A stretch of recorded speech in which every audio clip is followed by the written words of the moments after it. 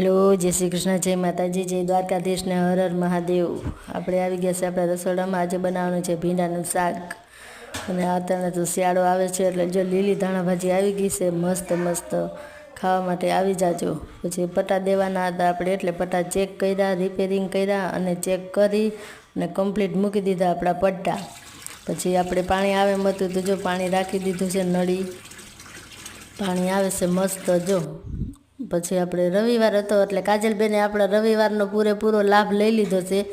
નીંદર કરવામાં ઉઠતા જ નથી, હજી મમ્મી હુવા દે હુવા દે કહી નહીં કે મમ્મી હજી હુવા દે ને હજી હુવા દે ને।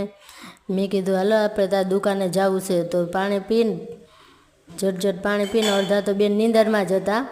ઝટઝટ પાણી પીને બેને સાયકલ જોયું ને ચેક કરી બે બાજુ તો સાયકલનો થઈ ગયો પોપટ।